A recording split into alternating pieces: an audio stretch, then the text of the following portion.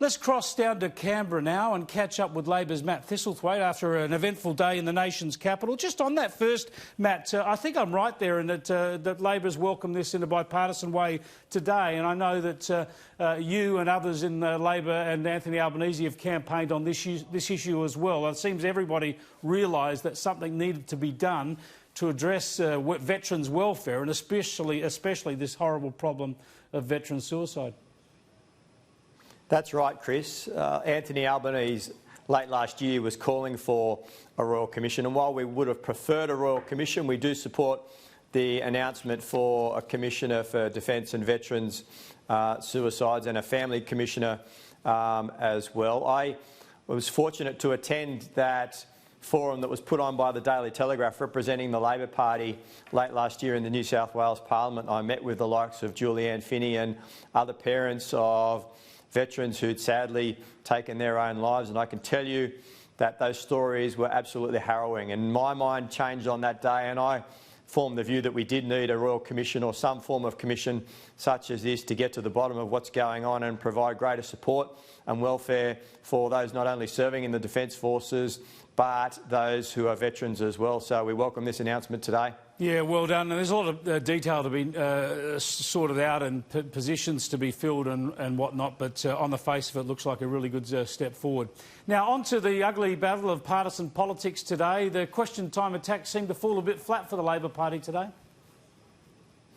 Well, I'm not sure about that, Chris. Over the summer break, the issue that's obviously dominated national headlines has been the disastrous bushfire season that we've all gone through, and yesterday was devoted to commemorating those that unfortunately had lost their lives over the summer, and condolence motions were the order of the day. But today it was up to the Labor Party to hold the government to account, as the opposition should, on the government's failings. And it's no secret that for a number of years now, experts, particularly retired fire commissioners, have been calling for a national approach to this, particularly around the worsening situation of bushfires every summer in Australia, coordinating a national approach, providing better infrastructure, particularly water bombing aircraft and the like, and that's been sadly missing from this government, and we held them to account on that today. Well, this is the problem with your attack, though. I mean, it's just not plausible, because we all know that bushfire or fire agencies have never had more resources. There are additional resources added every year by state and federal governments, and we also, all of the public knows that we've seen worse bushfire disasters than this. This has been terrible.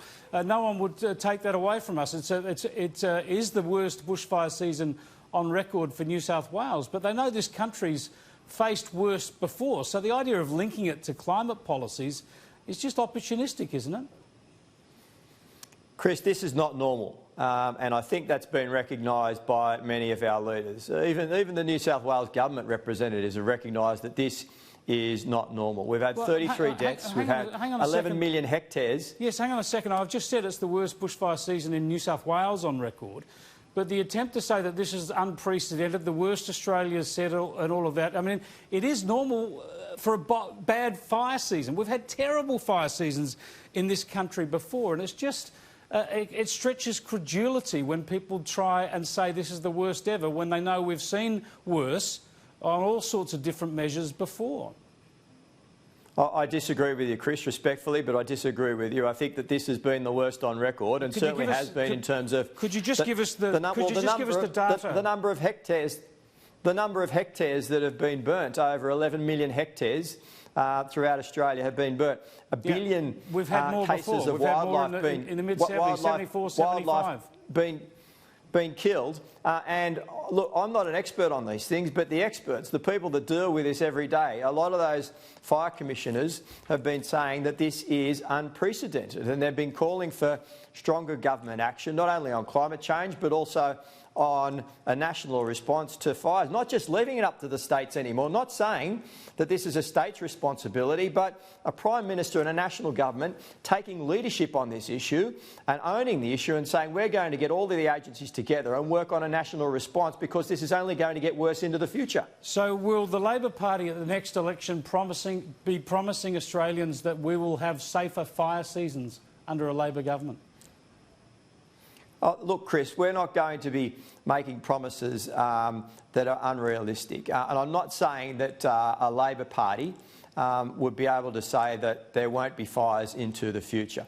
But it's a fact that climate scientists have been saying for well over a decade now that one of the effects of climate change is going to be that you're going to get an extended bushfire season. You're going to get droughts that ensure that the fuel loads are up and that the risk of fire seasons being longer and the risk of damage to property and loss of life is going to increase. We understand that science. In the Garnaut report. We've all read that science. We all understand that. But the issue here, to bring it into the political realm, which is what Labor and others are doing, is Labor saying that it will take policies to the next election that will ameliorate the bushfire risk in this country?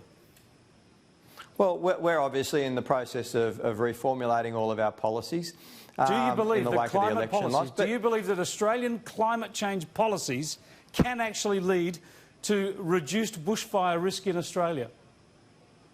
I believe that Labor will certainly have a stronger set of policies when it comes to climate change. At the last election, Labor was proposing a stronger set of policies and a national approach to fighting bushfires, particularly greater investment in water bombing aircraft and the like, and providing support. They're policies that we took to the last election, Chris. Now, obviously, we didn't win the election, and we're reviewing all of those in the wake of the election loss. But Anthony Albanese has been calling on the Prime Minister for some weeks now to convene a national summit to look at the issue, to make further investments in infrastructure around fighting fires, and they've fallen on deaf ears. And I think that you saw over the break those visuals of the Prime Minister being harassed and harangued by Australians who are fed up with the government's lack of a national approach on this issue and want some action. Matt Thistlethwaite, can Australian climate policies reduce the bushfire risk in Australia? Well, what we need to do, Chris, not only Australia but globally, is try and reduce the incidence of climate change. And to do that, obviously, globally, we need to reduce emissions.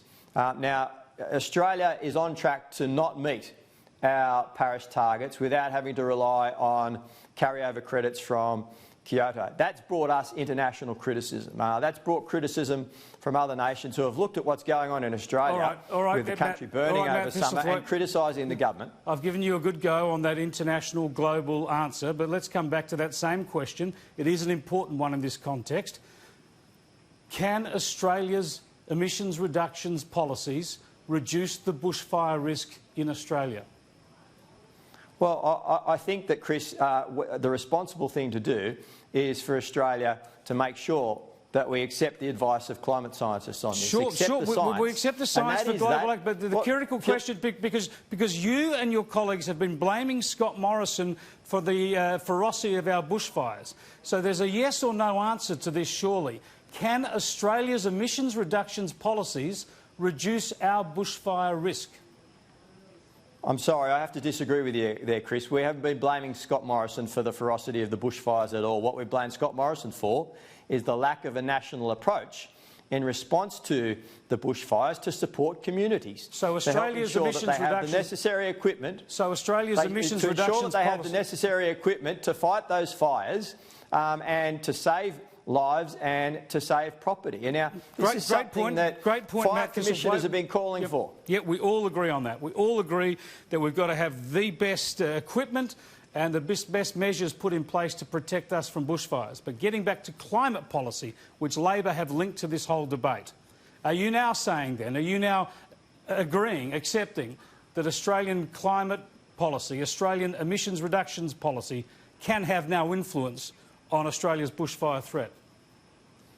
Well, Chris, climate scientists tell us that we need to take stronger action, and if we do take stronger action, then there's hope that we can reduce the risk into the future. Now, that's what the experts are saying. I'm not an expert in this field, but I do accept the advice of those experts and I accept the science. And I think it's fair to say that the coalition government hasn't done that in the past, and in particular, they haven't done that in terms of a national response to this increasing risk. And that's why Labor's been highlighting that in the Parliament over the course of today and over the weeks that have passed, to ensure that we hold the government to account on this for the frustration that people, particularly those in rural and regional communities, are feeling about what's gone on and the devastation that's been caused by bushfires this summer. Matt Thistlethwaite, thanks so much for joining us.